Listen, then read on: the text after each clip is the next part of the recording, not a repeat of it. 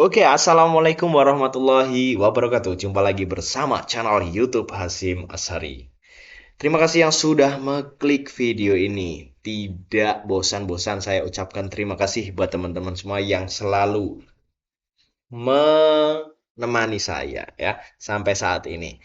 Oke, buat teman-teman semua seperti biasa, saya doakan semoga selalu dalam keadaan sehat walafiat tanpa kurang suatu apapun. Dan semoga dimudahkan segala urusan, dilancarkan rezekinya, dan dimudahkan urusan hari ini sampai besok dan seterusnya. Dan tentunya, nah ini yang paling penting, yang masih banyak hutang, semoga hutangnya segera lunas. Amin, amin ya robbal alamin. Baik, buat teman-teman semua, kita akan melihat video lanjutan yang pernah saya reaction sebelumnya, yaitu eh, perbincangan podcast dengan Dr. Nik Safiah ya. Apa yang akan disampaikan, apa yang akan ditanyakan oleh Umi kepada Dr. Nik Safiah? Langsung saja nanti buat teman-teman silahkan berikan tanggapan terbaik kalian di kolom komentar. Mau sepanjang apapun akan tetap cukup muat ya. Ya, oke buat teman-teman semua, langsung saja tanpa basa-basi kita tonton videonya bersama-sama. Orang Malaysia dia terlalu mementingkan isi. Bahasa buruk tak apa asal difahami. Asal difahami. Itu pandangan yang tak betul. Okey, itu pandangan seorang pakar bahasa. Ya. Okey. Pada saya nak tanyalah. Ya. Pengalaman Dr. Nik 30 tahun sebagai presiden Persatuan Linguistik Malaysia. 30 tahun itu adalah satu jangka masa yang lama. Sama usia dengan saya. Sama usia dengan Dini. Okey. Dan pada pendapat dan juga kajian Dr. Nik lah, siapakah di dalam sesebuah negara tu custodian, atau saya guna bahasa Inggeris lah, penjaga ya bahasa. Ya. Sebenarnya tanggungjawab penggunaan bahasa yang baik itu tanggungjawab semua. Bahasa Melayu ialah bahasa ibunda kita bagi orang Melayu, dan bahasa Melayu ialah bahasa kebangsaan negara. Ya, lihat bagaimana bahasa Inggeris ya mempunyai kedudukan yang begitu tinggi, dihormati dan disanjung oleh seluruh dunia. Kita dalam negara kita sendiri, bahasa kita pun tidak dihormati. Bahkan ada orang lebih mementingkan bahasa Inggeris. Kononnya kerana itu bahasa antarabangsa. Saya tidak menolak kepentingan itu ya. Belajarlah bahasa Inggeris dengan baik. Kerana bahasa Inggeris itu bahasa antarabangsa. Tapi demi kedaulatan negara, kita perlu mementingkan bahasa kebangsaan sendiri. Jadi dunia sekarang bukan dunia satu bahasa. Dunia dui bahasa ataupun multi bahasa, banyak bahasa. Kerana kita berhubung dengan seluruh dunia. Bahasa Inggeris boleh, bahasa Arab boleh, ya. Kalau kita nak belajar bahasa Jepun pun boleh, dan sebagainya. Jadi dunia hanya mengetahui satu bahasa tu sudah ketinggalan zaman dah lah. Kita dengar pandangan orang muda. Dini Rashid, awak mewakili generasi muda. Cuba tanya tadi kan awak kata kepada kami bahawa yang penting adalah Message yang disampaikan. Itu penting. Cuba tanya balik Dr. Nik tentang perkara ini. Soalan yang saya nak tanya, itu soalan yang Umi nak tanya. Kenapa Umi cakap saya pula? Sebab orang muda ni dia yang pentingnya message Dr. Nik. Dia tak kisah sebab kita dah melalui zaman yang macam SMS kan. Kita menggunakan bahasa-bahasa ringkas. Adakah itu semua salah? Macam kita Tak salah. Bahasa ialah yang datang dari dalam ya, yang melahirkan perasaan ya, dan fikiran. Jadi gunakanlah bahasa untuk menyampaikan mesej. Kalau bercinta, ada bahasa percintaan ya. Umpamanya bahasa-bahasa yang indah ya. Pantun dan bahasa berirama. Itu bagi orang yang dalam khayalan lah ya. Tapi kalau kita nak menceritakan satu benda yang bersifat saintifik, bahasanya mesti bersifat saintifik. Jadi yang pentingnya bukan salah menggunakan apa jenis bahasa, tetapi situasinya mesti sesuai. Takkanlah kalau kita pergi jumpa Yang Amat Berhormat Perdana Menteri, kita bercakap tak senonok dengan dia kan. Faham? Itu Kita yang mo- berlaku sekarang. Kita menghormati kedudukannya sebagai ketua negara, Itu negara. dan kita menghormati situasi rasmi. Kita menggunakan bahasa yang rasmi. Tak menjerit-jerit lah Ya, macam dalam parlimen kan Dr. Nik?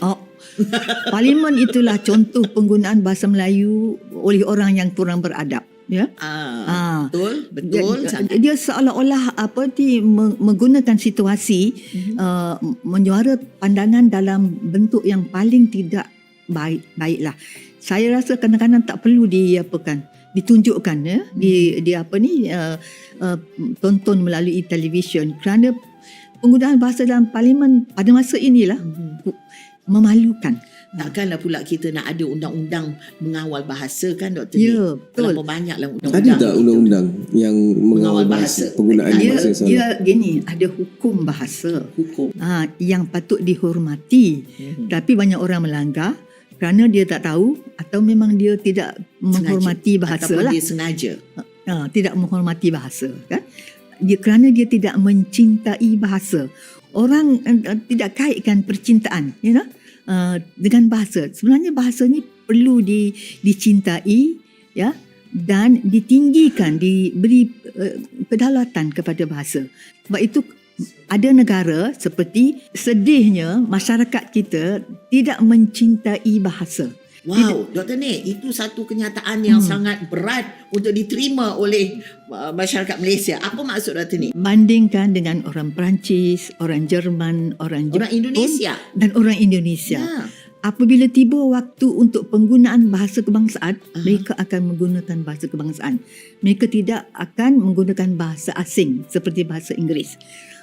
Di Malaysia, orang seolah bermegah dengan penguasaan bahasa Inggeris yang baik dan tidak rasa malu kalau tak pandai menggunakan bahasa kebangsaan Ya sendiri. ke? Kita kena ubah sikap itu, ya.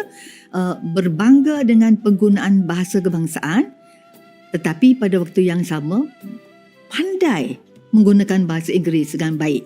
Orang ini kan keluar masuk dalam dunia antarabangsa dengan senang. Ya. Sebab di bidang kebangsaan, dia akan menghormati bahasa kebangsaan sendiri.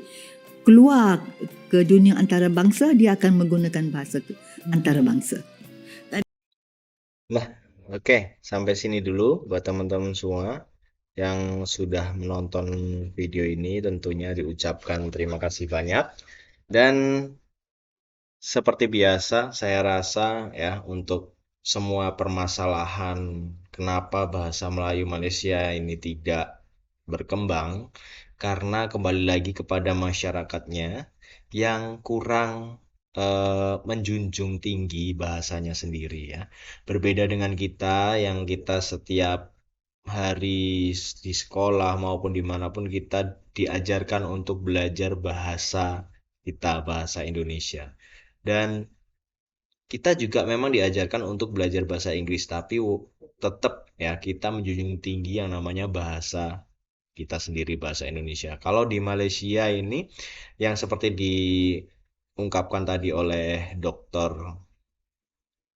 siapa tadi ya, Nek Fathia ya, dokter Nek itu masih banyak warganya, masyarakat Malaysia itu masih menjunjung yang namanya bahasa asing, yaitu seperti bahasa Inggris. Di masyarakat masih dengan bangganya memahami,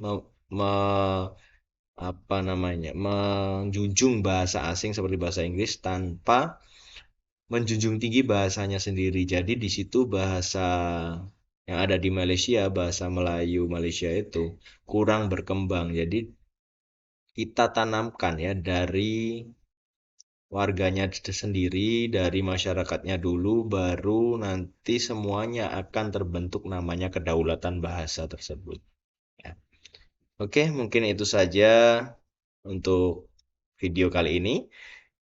Apabila terdapat kekurangan, saya mohon maaf yang sebesar-besarnya. Kemudian tentunya tidak lupa saya mengingatkan selalu, yang belum subscribe silahkan subscribe. Yang sudah subscribe silahkan bantu like, comment, and share. Dan juga dukung terus channel ini. Ya, itu saja. Terima kasih sudah menonton. Sampai jumpa. di video berikutnya. Wassalamualaikum warahmatullahi wabarakatuh.